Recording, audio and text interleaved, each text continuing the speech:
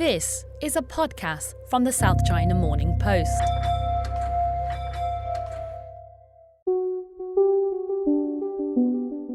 The worst is yet ahead of us.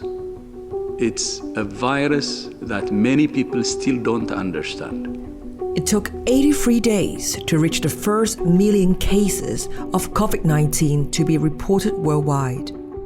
It took just 14 days for that number to double. So big news, total confirmed global cases topping the 2 million mark that within the last hour or so. And the deadly COVID-19 pandemic is setting records by the day. Coronavirus infections across the world passed the 2 million mark as of this morning. In less than a fortnight, the number of global COVID-19 infections has doubled, and the latest data... Official figures now estimate there are more than 2 million people to have been infected with coronavirus, but we know there are many more. While China has reopened its cities and is trying to restart its economy, the pandemic is now raging through Africa and the Third World. And while the death toll in the US climbs past 30,000, its city mayors and state governors find themselves faced with the same tough choice as cities across Europe and Australia. How do they gradually end the lockdowns? How do they reopen businesses and public gatherings and get millions of people back to work without bringing on a deadly second wave of infections and overwhelm their health system? Singapore has been battling COVID-19 for the last 2 months. And just when we thought we had the virus under control, the unimaginable happened. Schools are closed in 188 countries, affecting more than 1.5 billion students, as well as their parents who now play an essential part in homeschooling and e-learning. Last month, more than 50 million people have signed up for the House Party app, allowing them to connect to their friends and family via video chat. And for those of us working from home, almost everyone has a story or seen a video of how a Zoom conference has gone hilariously wrong. Let's make sure everybody has clothes on. More seriously, maybe you have also had the experience of the newest form of internet troll, the Zoom bomber, hacking into your webinars or meetings. And on social media, the Infodemic has now taken on a more sinister dimension, moving beyond rumors of toilet paper shortages to conspiracy theories linking coronavirus to 5G technology and biowarfare. And I found this one post on Facebook where a guy claimed that 5G causes coronavirus because while the outbreak was in Wuhan in China, they're very advanced in 5G, they have a lot of 5G stations there, and he was basically comparing the symptoms from RF overexposure, so basically radio frequencies overexposure, to the symptoms of the coronavirus. Welcome to the Inside China podcast from the South China Morning Post. My name is Mimi Lau. And my name is Kinling Lo.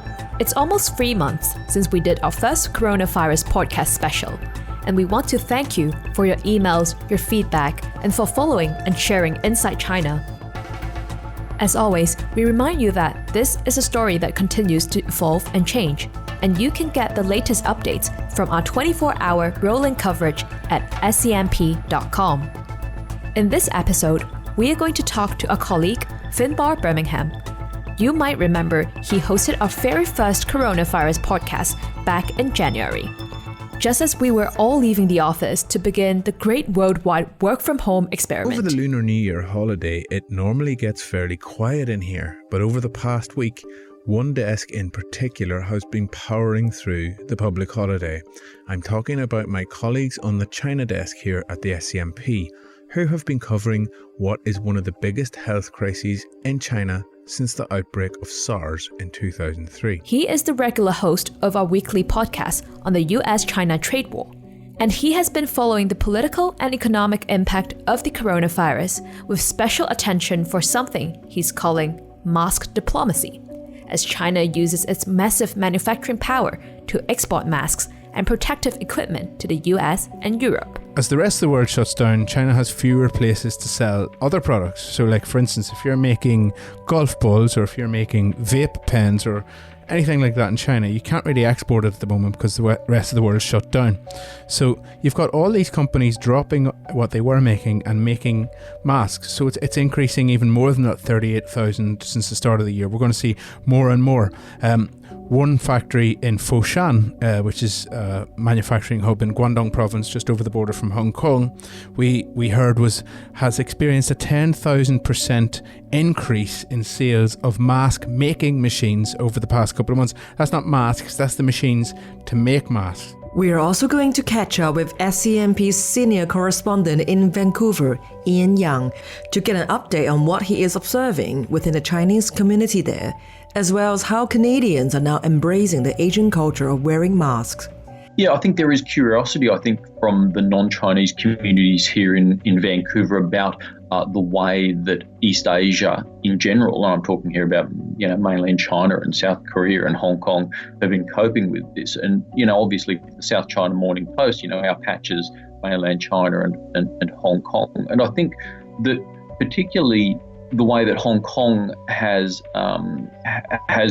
come through this, or is going through this, has impressed a lot of people, because Hong Kong's numbers are actually pretty good. And we are going to head to New York to hear what it's like for former residents of Hong Kong who are finding attitudes towards masks have changed almost overnight. Night and day, actually. As soon as that CDC announcement came out, we started seeing people around where we live in Brooklyn go from maybe 10% of people wearing masks to about 80% of people. We'd already been wearing them for more than a week every time we went outside, and I think people thought we were overreacting. And buckle up, because we are going to take you deep into the infodemic and the spread of conspiracies around the coronavirus. 5G doesn't cause coronavirus, but 5G, weakens your immune system, or, does something or other that makes you more susceptible. So it's taking this pre-existing conspiracy theory and trying to bolt on this. And that's why, usually with some inaccurate claims about where 5G hotspots are, and that's why it's spreading so quickly in China. Or my impression is some of this gets wrapped up with a kind of anti-China, anti-Huawei sentiment that was also pre-existing. So again, if you like your sort of economic nationalism, that's a nice place to bring it in as well. We are going to speak to experts who have been studying the evolution of the conspiracy theories that are using xenophobia, technophobia, and misinformation to manipulate people's opinions via social media. When we're trying to understand them, we should also listen more for xenophobia and racism at the heart of some of these. I've seen online, to varying degrees, platform companies not taking action on the conspiracies around 5G or the conspiracies around bioweaponization. But first, let us take you back to the initial epicenter of the coronavirus in China, Wuhan, and the end of a 76-day lockdown. Back in February, we spoke with a colleague at Koxie, who had been placed in mandatory quarantine after reporting from Wuhan and leaving just hours before the official lockdown. She has been part of the SCMP reporting team who have gone back to Wuhan as the lockdown ended on April the 8th. Echo, thank you so much for being here with us. We understand you have just returned from Wuhan for the second time, and now you're under your third quarantine. So tell us where you are right now. Okay, I'm in Beijing. I'm at home right now, and I just came back from Wuhan yesterday afternoon. And this is your third quarantine. So tell us what was the difference between now and your previous experiences, and also your findings in Wuhan. So this is my third quarantine in the past 3 months, and I think it's kind of unforgettable. When I came back home yesterday afternoon, I feel this time was different from the previous 2 quarantines, because when I came back, the staff in my community reached out to me, and they installed a doorbell on my door. And because I need to have a quarantine, so if I ever open the door, the doorbell will ring. And also there's a mini camera on the doorbell. So the people in the community, they can monitor me if I ever leave my home or not. It's kind of the government's policy, and I have to obey that. So let me just clarify it here. The doorbell and the surveillance cameras are linked to the community office. So they can monitor you 24/7 and there's no privacy. Is that what we're talking about? The doorbell is out of my door, so they can only monitor the situation out of my room. So they cannot see what I'm doing in my room. So if I go out, they will see that, and they will know that. And whoever come to visit you, they will also know. Yeah. Wow. How does that make you feel? A little frightened and uncomfortable, but I can do nothing about it. Echo actually left Wuhan a few hours before the whole city was locked down back in January.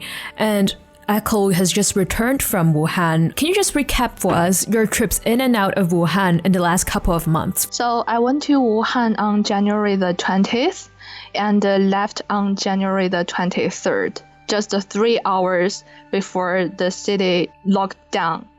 So this time I went to Wuhan on April the 5th and stayed there for 10 days after lifting the lockdown, and just came back to Beijing yesterday afternoon. So I'm sure you've met a lot of people in the 10 days of your stay. Can you take us through some memorable conversations you had with them?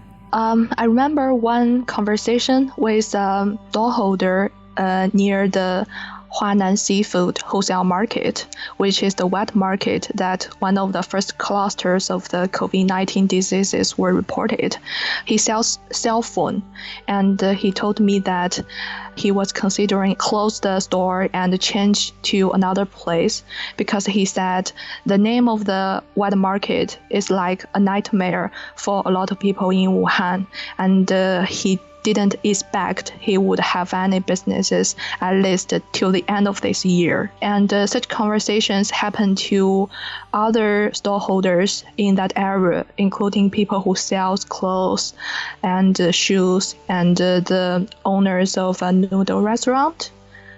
And another interesting thing is we did a story, and we want to see what people in Wuhan think about the crisis. At least some of the people, they questioned about the local government for their early decisions, and they asked if it's too late to implement those measures.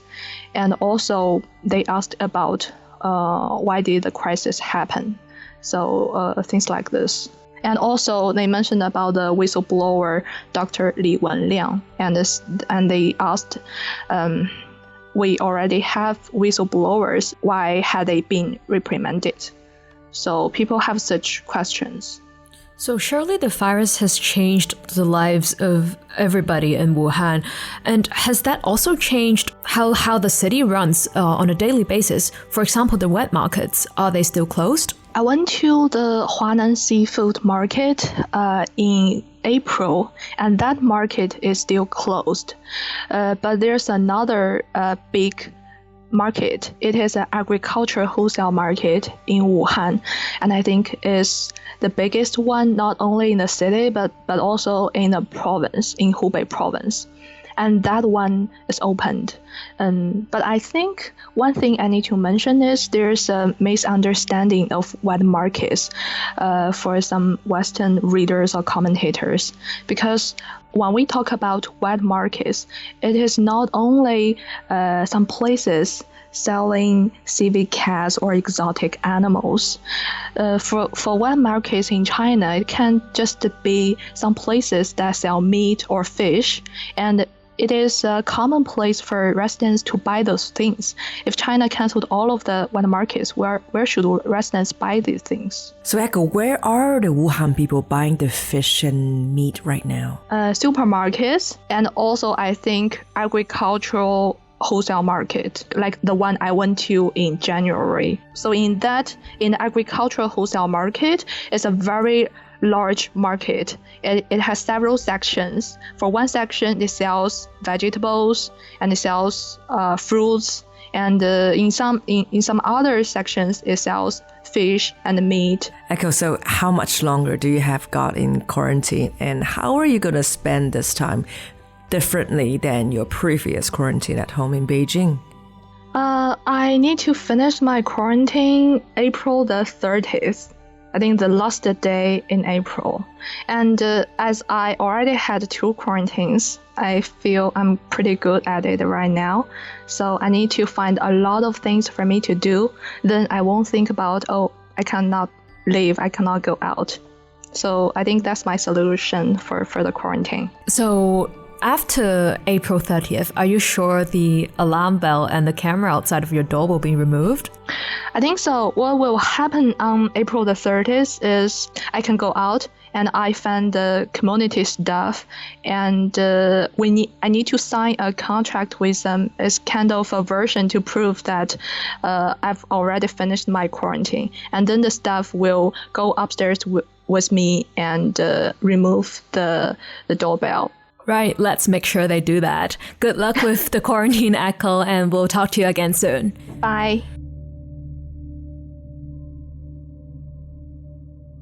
You might remember in February we spoke with our colleague Ian Yang, who covered SARS here in Hong Kong back in 2003, who is now in Vancouver, observing and reporting on how the Chinese community are responding very differently to the news of the coronavirus pandemic. But if you go to, broadly speaking, non-ethnically Chinese residential areas, places that are sort of more traditionally white, for instance, face masks are very, very, very uncommon, and you don't see the same level of concern that you do in ethnically Chinese places. And that's sort of manifested not just in mask wearing. We do see a certain level of, lightheartedness and almost ridicule from people outside those Asian communities. When they see people wearing masks, they do tend to see it as a little bit of overkill or paranoia or something a little bit ridiculous. So here's some of his observation about how attitudes in Vancouver have changed since February. Yeah, I think that there was a lot of confusion about the way that the Chinese community here in Vancouver was trying to get ahead of coronavirus. Well, I'm talking here about January and February, when people basically were abandoning high traffic areas. We're talking about Chinese malls and Chinese restaurants and things like that. And people were also starting to wear masks in the Chinese community. The non-Chinese community here was quite confused by all of that and tended to see that as a little bit of overreaction. But now we've seen that shift completely, and I think that now there's sort of a widespread acceptance that the Chinese community here was actually ahead of the curve, and that what they were doing may actually have helped slow down the progress of COVID-19. And what about masks? Yeah, there's been a big change, I think, regarding mask wearing in the non-Chinese community in recent times. And we've seen that manifested in the official directives as well, which is now suggesting that people could wear non-medical masks, homemade masks to cover their nose and mouth, especially if they're in busy areas. Now, that echoes the directives from the US CDC as well. But, previously, this was something that was only being done by the Chinese community here in Vancouver, or, East Asian community, I probably should say. And so there's been this big shift. And, now you see quite a lot of non-Chinese people wearing masks. In fact, there's this quite a large grassroots movement that's sprung up in the last couple of weeks to have people making their own masks, sewing homemade masks and sharing designs and things like that. So there's been a big shift towards that sort of East Asian practice, if I could call it that, of mask wearing. Now, it's still frowned upon to wear a medical mask like an N95 or a surgical mask, because there have been very real concerns about availability for frontline workers. But that notwithstanding, I think that there is now a much wider acceptance that masks help. And we are seeing prominent Chinese people in US and Australia starting very public campaigns to push back on some of the racist attitudes being experienced by Asian people who have been wearing masks. Yeah, I think there have been some racist incidents in general. I'm not sure if it's specifically related to mask wearing, but certainly online you don't have to go very far to see, racism having been manifested because of mask wearing, because it was seen as some sort of crazy overreaction to COVID-19. Now, I'm talking there about what was going on back in January and February and even early March. But now I think the attitudes are quite different. You're not going to stamp out the racism, but I think there's more of an understanding about where the Chinese community was coming from by wearing masks. The flip side of the ignorance is the interest in Hong Kong and how we are dealing with this pandemic. Here's what Ian is hearing from people in Vancouver. Yeah, I think there is curiosity, from the non-Chinese communities here in Vancouver about the way that East Asia in general, and I'm talking here about, mainland China and South Korea and Hong Kong, have been coping with this. And, obviously the South China Morning Post, our patches, mainland China and Hong Kong. And I think that particularly the way that Hong Kong has come through this or is going through this has impressed a lot of people, because Hong Kong's numbers are actually pretty good. Very good compared to what's going on in North America. So people are curious about how that's achieved. And there's this understanding that that what happened in Hong Kong and in parts of mainland China during SARS in 2003 really shaped the attitude that have laid a very solid groundwork for pandemic response. And, mask wearing is a part of that.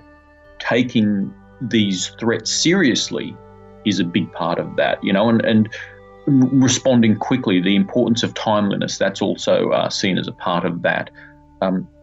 Vancouver wasn't very hard hit by SARS back in 2003. I think Toronto suffered, substantial infection numbers and deaths as a result of SARS. So they're more tuned into it than I think Vancouver was. So there is a very heavy level of curiosity about how Hong Kong's dealing with this. So there's a lot of curiosity in Vancouver, but what is it like to be living in New York right now when you have spent years living in China? Hi, I'm Holly McHugh. Now, Holly has an interesting experience. She was born in America and raised in Oregon, on the Pacific coast of the USA. But she has spent many years living on this side of the world. So I lived in Hong Kong from 2014 to 2018. But before that, I was in Guangzhou, China. I moved there in 1999 and lived there until 2007. Holly and her husband have been living in Brooklyn since she moved from Hong Kong. Here's how she describes the changes in attitudes to wearing masks in her neighborhood. Night and day, actually. As soon as that CDC announcement came out, we started seeing people around where we live in Brooklyn go from maybe 10% of people wearing masks to about 80% of people. We'd already been wearing them for more than a week every time we went outside. And I think people thought we were overreacting. But actually, it worked out really nicely for us, because the one thing how do I say this? People were afraid of us. And so they avoided us and gave us a lot more distance than they had been before, because often people were well within 6 feet and we were having to veer wildly off paths just to stay away from people. But putting on the mask made them avoid us. Now, there's been a lot of discussion about how wearing masks somehow defines the cultural differences between East Asia and the US.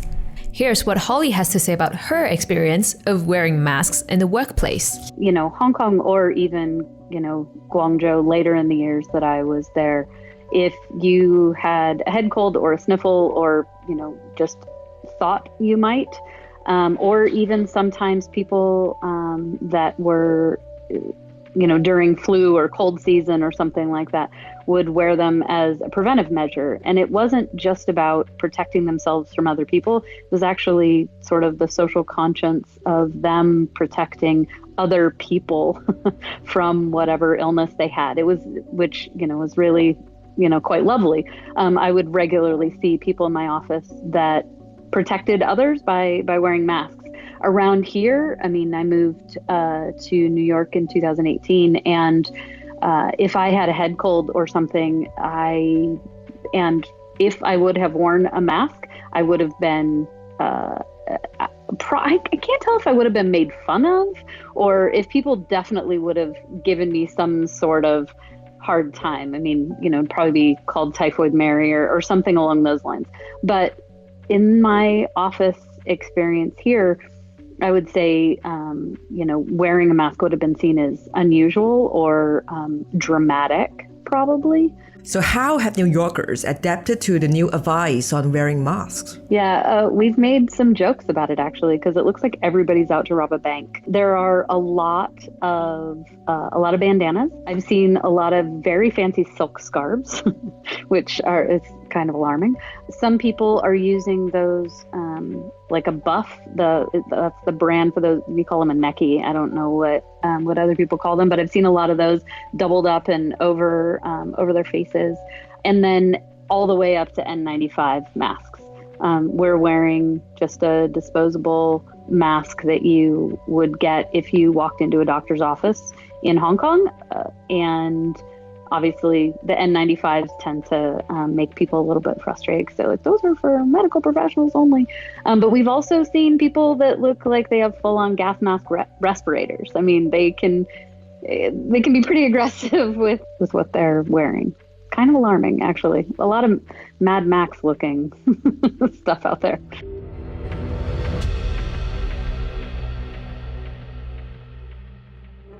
So, Mimi, there are a lot of conspiracy theories circulating around social media and the web these days. What kind of conspiracy theories have you read about? Well, to start off, the American accusing the Chinese for starting the virus by releasing it from this P4 lab, and the Chinese is accusing the American military for, giving birth to this virus. So there you go to start off with. All right, so what if I tell you there is a conspiracy theory that brings together Wuhan, Bill Gates, Huawei, anti-vaxxers, and the rollout of the 5G network? Can it be more random? Well, we found someone who's been studying the psychology of these conspiracy theories. My name is Colin Klein. I'm an associate professor in the School of Philosophy at the Australian National University. A lot of what I work on is, kind of broadly speaking, philosophy of mind or philosophy of neuroscience. And probably about 5 years ago now, I got interested in conspiracy theories, largely from working with some psychologists who were interested in conspiracy theories and problematic beliefs more generally. What I really want to know is how conspiracy theories are going mainstream. How are they escaping from the dark corners of the internet into the mainstream media channels? Oftentimes if people aren't familiar with conspiracy theories, what they're familiar with is Alex Jones or David Icke. So, the kind of shape-shifting reptiles rule the world, this kind of, and a kind of what's called in the psychological literature, monological belief system, which is this great term where everything connects to everything else. So you think of the person with the, pin board with string going between different pictures and that sort of thing. And that can seem from the outside, it can seem crazy. Like, you might think that all conspiracy theorists are kind of crazy because that's the kind of vocal and most salient sort of conspiracy theorist. So a lot of my research started looking at actually this large data set of comments from the website Reddit, which is a collection of forums, largely user-driven, and they have a fairly active, what's called a subreddit on conspiracy theories, Our Conspiracy.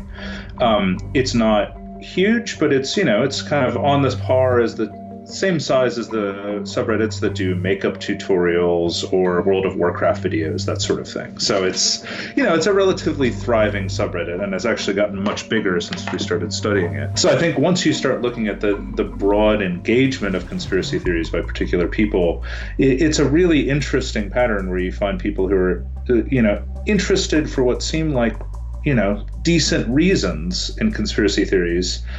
But it's a difficult track because once you start going down it, you start becoming more and more distrustful, and then it has this kind of one-way ticket. One of the things that's interesting about a really good conspiracy theory that you see on Our Conspiracy is that people with very different interests can all engage with it. I think 9/11 conspiracy theories had this going for them, But yeah, I mean, coronavirus, it's got it. If, there's a group of, some people get interested in this because they're worried about health and like kind of pharmaceutical companies. Well, now the news is just full of vaccine stuff. There's a non-trivial chunk of people who engage with conspiracy theories, it looks like, because they're kind of racist, and it helps fit with a racist worldview. So if you want to demonize China, there you go. My impression is that within China, there's a similar now kind of demonization of the United States. So it fits very well either with racism or with nationalism. As you say, we've got surveillance, we've got kind of widespread economic disorder. So it's really, for whatever reason you might be interested in conspiracy theories to start, it's got everything. And people have a lot of time on their hands right now too. So there's a lot of time to, discuss things, pass around memes, tweet about things. So I feel like there has been quite a lot of activity around this.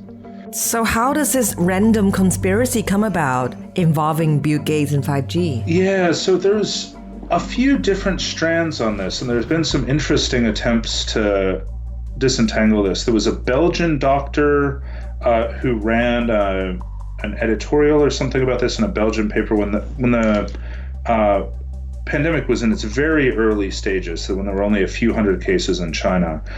And that started some of the connection. But there's been a lot of anti-5G stuff really for the past year or so. One clear place that's put out a lot of videos about kind of generally supposed harmful effects of 5G is the Russia Times and Russia Times YouTube site. As far as I can tell, everyone thinks of Russia Times as this kind of, at least partly propaganda outlet. And why they're against 5G is unclear.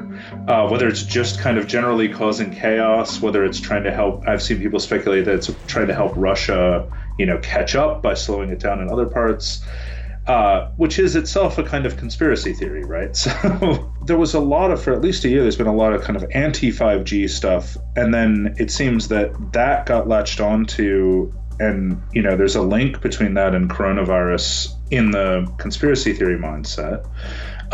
There's also been, I should say, a backlash against this. So I was just checking on Our Conspiracy, as I often do, just to see what's bubbling up. There's a very long discussion where someone stated that they think the connection was started just to make conspiracy theorists look bad, because obviously there's a conspiracy theory about 5G, and obviously there's a conspiracy theory about coronavirus, but putting the two together makes everyone look dumb. So it's a kind of, the theory is that it was a counterintelligence thing. But I think what you find are really two strands, and one of the things that we're trying to research right now with a data set of Twitter comments is, how distinct these are. So there's one that grows from the kind of older version that says, look, 5G doesn't cause coronavirus, but 5G, weakens your immune system or, does something or other that makes you more susceptible. So it's taking this pre-existing conspiracy theory and trying to bolt on this. And that's why, usually with some inaccurate claims about where 5G hotspots are, and that's why it's spreading so quickly in China or wherever. I think some of this, my impression is some of this gets wrapped up with a kind of anti-China, anti-Huawei sentiment that was also pre-existing. So again, if you like your sort of economic nationalism, that's a nice place to bring it in as well. And then there's a harder core version that says there's no coronavirus, all the symptoms are caused by 5G, so that Bill Gates can inject RFID chips into everyone under the guise of a vaccine. Now I assume that's now you're in full kind of irrational territory. I assume people don't come in off the streets and see that and say, yes, it seems quite plausible that Bill Gates is going to inject everyone with RFID. So I assume that's coming from people who already think that, for example, Bill Gates is already trying to inject you with fake vaccines or whatever, and it's just a twist on what's already a fairly hardcore conspiracy theory. But yeah, what's interesting is that coronavirus comes in on these and, becomes a focal point and lets these old conspiracy theories kind of mutate and take on new life. What I think is the big question is how these, as you asked, so you can point to people, but whenever you try to trace back particular conspiracy theories, it gets very murky because they kind of bubble up and go away.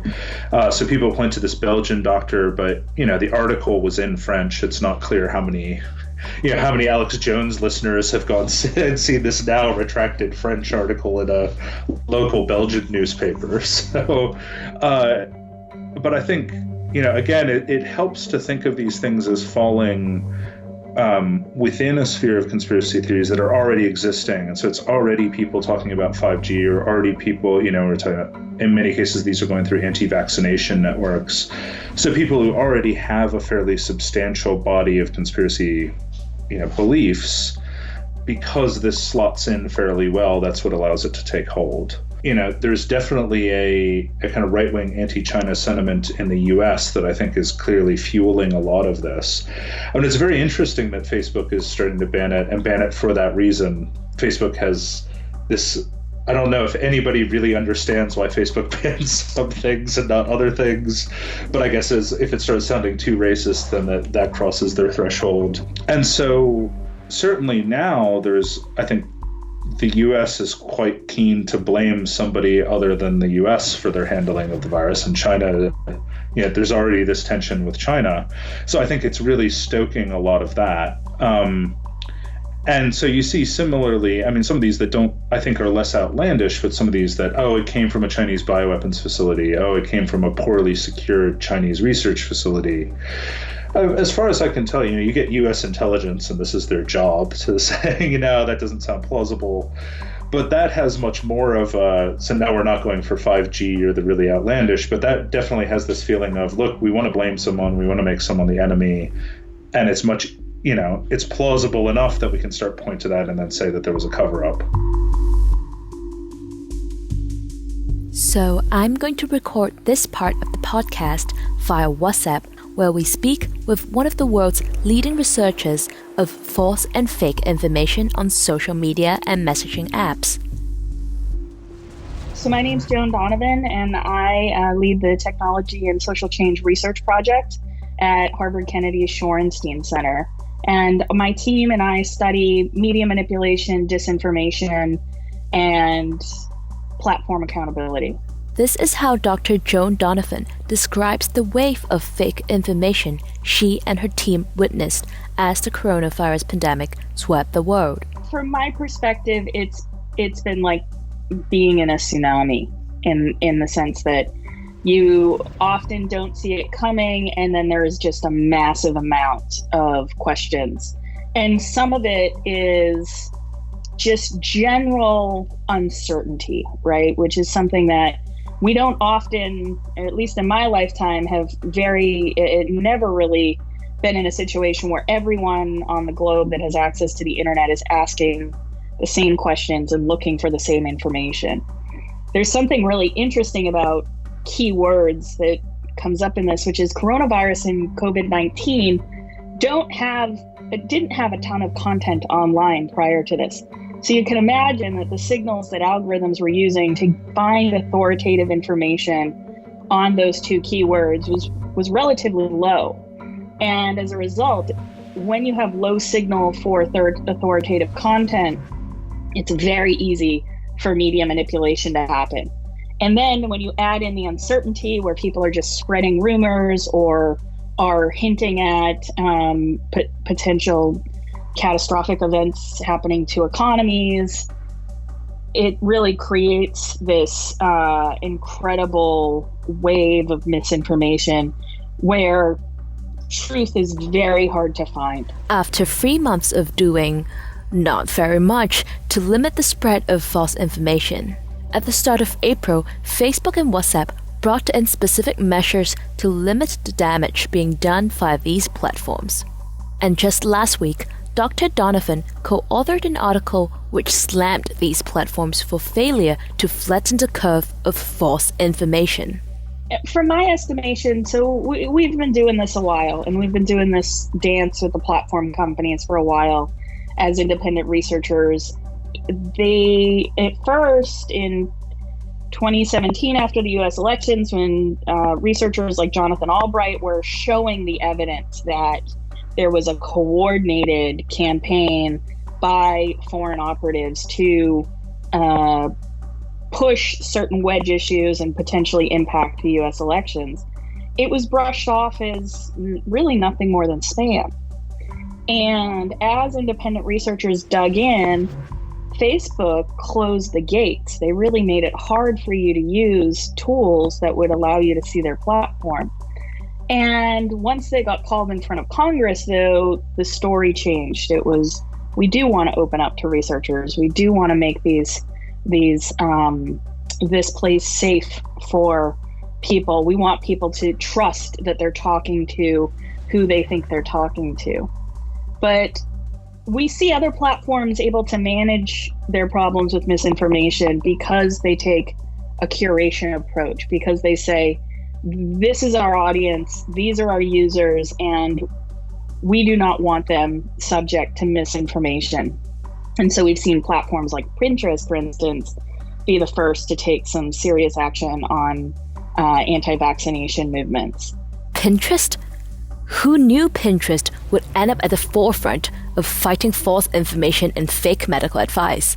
The apps that were used to help far-right white supremacists organize the events in Charlottesville, Virginia in 2018, again, we have seen a change in the way that those apps operate and that they are trying to root out damaging communities. And so right now we're at another crossroads where monitoring fake news isn't going to be enough. We are seeing manipulation on the level we have never seen it before. We are seeing new tactics. We are working night and day to figure out what these techniques are.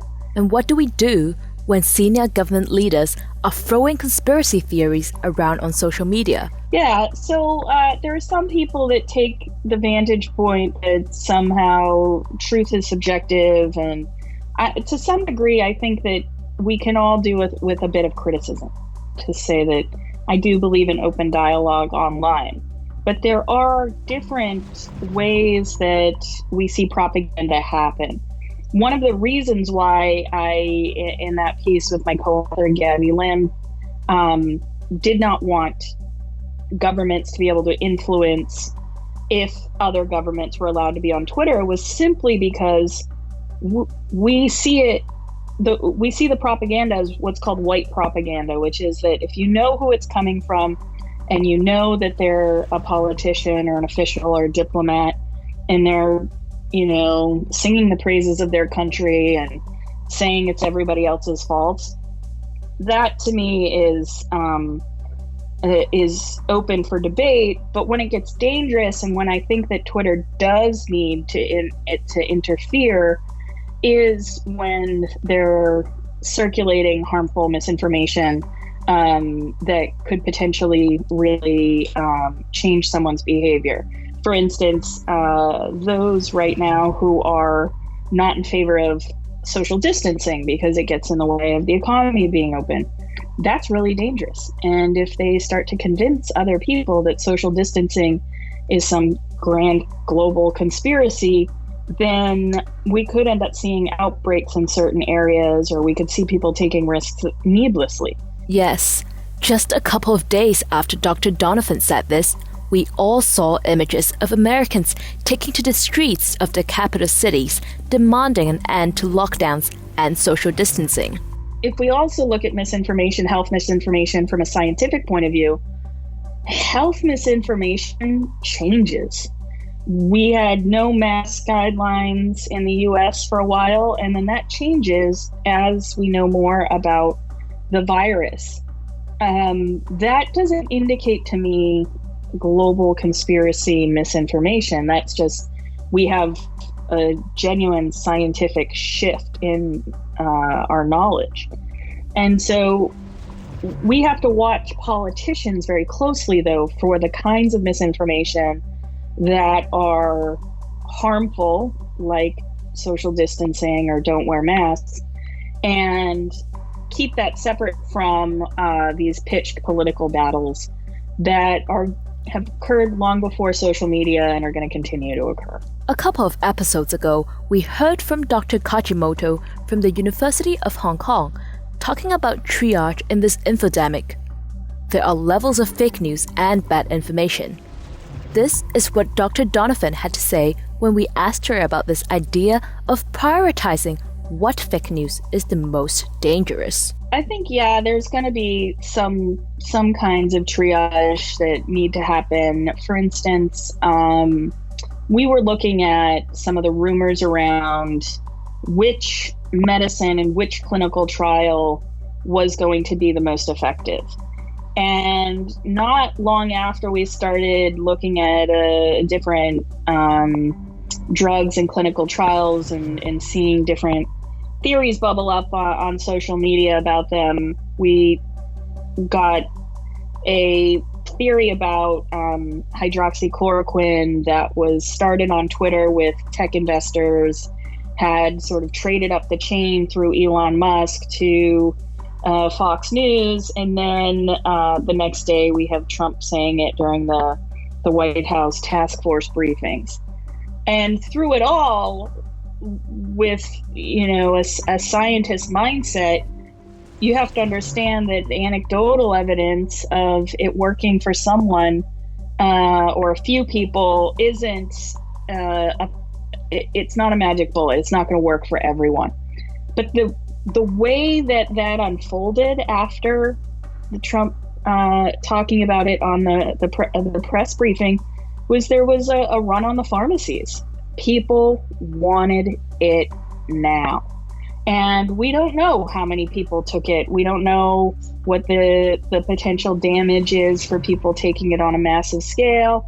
Especially, there were reports in some of our local news and some of our national news interviewing pharmacists who were saying, we've got doctors prescribing it to themselves and their families just in case.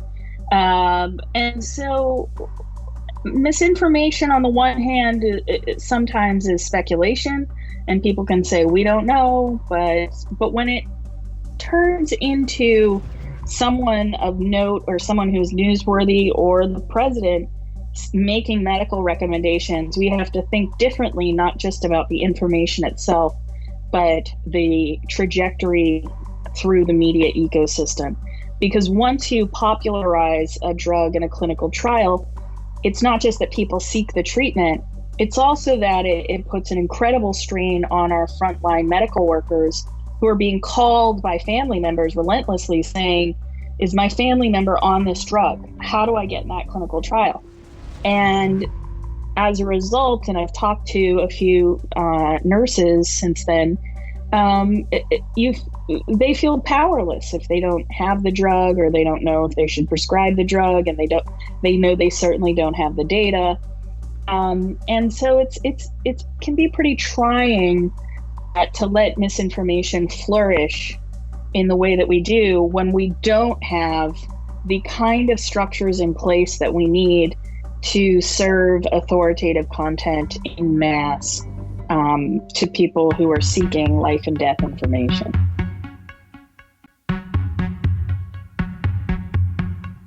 So let's talk about the politics and the economics of masks. Finbar Birmingham has been covering this each week as part of a weekly SCMP podcast, the US-China trade war update. Here's what he's been observing in China's manufacturing industry as the world faces a shortage of masks. I think what you saw in January and February, when the rest of the world was perhaps only waking up to the coronavirus outbreak, I mean, it had already been in China since December. The country was shut down in January over the Lunar New Year holiday. And around that time, China's manufacturing engine was cranking into gear to start making an absolutely unbelievable amount of facial masks and other sort of personal protective equipment. They were shutting down plants that were making other things, but they were ramping up things to make protective gear like this. They went from making 20 million masks a day before the crisis to 100 million masks per day at the end of February. I haven't got a more recent figure, but I would imagine now it's much bigger. Some indicator of that is that since the beginning of 2020, there's been 38,000 new companies registered to make or trade masks in China. That's quite an extraordinary figure. I mean, where I come from in rural Ireland, a little town called Enniskillen has a population of 13,000 people.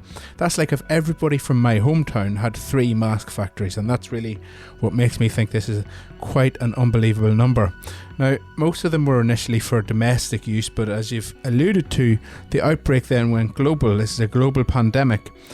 So as China got its own outbreak under control, the rest of the world was in desperate need for these sorts of masks, medical equipment, surgical masks, even the sort of higher grade N95, KN95s. And so now most of it is all export oriented, and it's an absolute feeding frenzy. You have people feeding at the trough from all over the world, governments competing with governments, states in the US competing with states, and all the while you have all these, thousands of new Chinese players to the market providing masks. And what will happen, I think, is that you're going to see even more of this, because as the rest of the world shuts down, China has fewer places to sell other products. So, like, for instance, if you're making golf balls, or if you're making vape pens, or anything like that in China, you can't really export it at the moment because the rest of the world is shut down. So you've got all these companies dropping what they were making and making masks. So it's increasing even more than that 38,000 since the start of the year. We're going to see more and more. One factory in Foshan, which is a manufacturing hub in Guangdong province, just over the border from Hong Kong, we heard has experienced a 10,000% increase in sales of mask making machines over the past couple of months. That's not masks, that's the machines to make masks. So I think that's a real sort of nice indicator as to how many of these things are being made every day in China. With manufacturing power comes diplomatic power. Finbar and the political economy team have been reporting on a new aspect of China's soft power in the world, something he calls mask diplomacy. It's an interesting situation in the sense that China has sort of stepped into a void here. There was nowhere else in the world that could do what China is doing, both because they're incapacitated because of the virus and because they don't have the manufacturing capacity. So China has been able to start exporting masks everywhere in the world. The pictures are beamed all over the place of government ministers, prime ministers, presidents on the phone with Premier Li Keqiang or Xi Jinping discussing the purchase or the donation of medical equipment, planes flying from Beijing and Shanghai back to Dublin or Paris or Madrid or whatever. So this is, and early on in this was seen as some sort of soft power victory for China. The other great superpower, the US, was dealing with its own problems. It could not provide medical equipment in the way that China can, and it's almost like a perfect storm. What can China do? It can make lots of stuff like this, and at a time like this it's very much welcome. But it kind of backfired to an extent because it wasn't all of the best quality. So you had testing kits being sold to Spain or Turkey, or masks arriving in places and people realizing that they weren't up to scratch. I was speaking to people all the time who have been trying to order samples from Chinese factories that have recently retooled to make these masks, and they arrive and they reckon that perhaps they used to be making car parts or something because the masks would have black marks and it just wouldn't be up to scratch. So that has created a big issue. There's been a backlash against China's efforts to, I guess, use this as a soft power victory. There have been people in the US saying we shouldn't use these masks because they're Chinese made, but at the end of the day, what other choice do they have? I mean, there's nowhere else that you can get it, because even in the countries like Korea, Singapore, Malaysia, Philippines, Thailand and Vietnam that they are still making masks, they've banned the export of them. So, you're caught between a rock and a hard place. These countries, on one hand, don't want to do business with China. They don't trust the equipment coming out of China. But on the other hand, if they want to have face masks, then they kind of have to grin and bear it.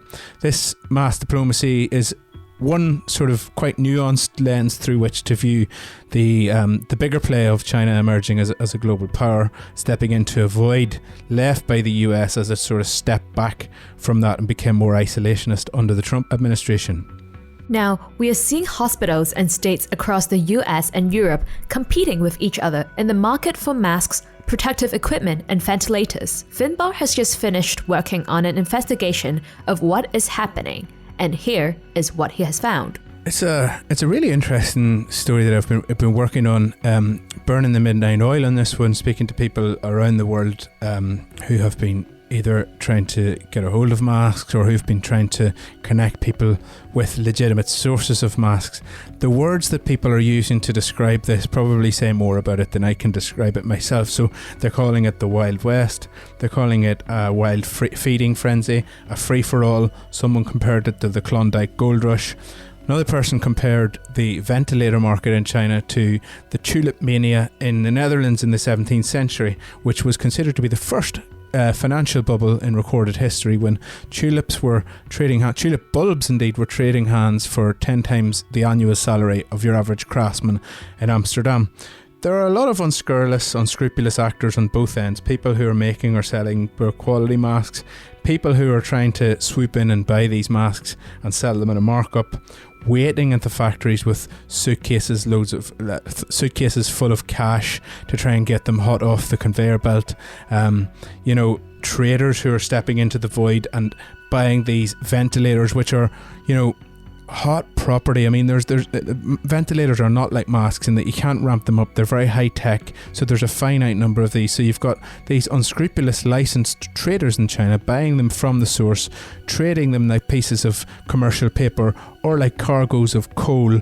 So they're changing hands multiple times, but before they reach the actual hospital system that's trying to buy them. And in that time, you may have a markup from about $10,000 to $70,000 or $80,000. So it's a speculative bubble in the market there as well. So this isn't going down too well. I mean, added to the mass diplomacy piece, people are looking at this from afar and thinking, wow, what an absolute mess this is. It's absolute mayhem.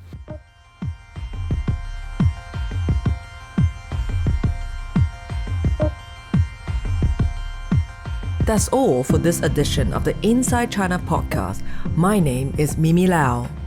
And I am Kinling Lo. Please rate us and review us on iTunes, Spotify, or wherever you get your podcasts from. Don't forget to keep up to date with our 24-hour rolling coverage on scmp.com.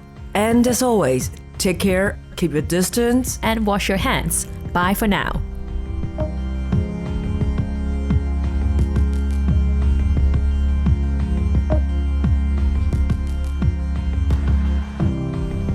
For more podcasts from the South China Morning Post, head to scmp.com, where you can hear more about technology, trade, culture, and society.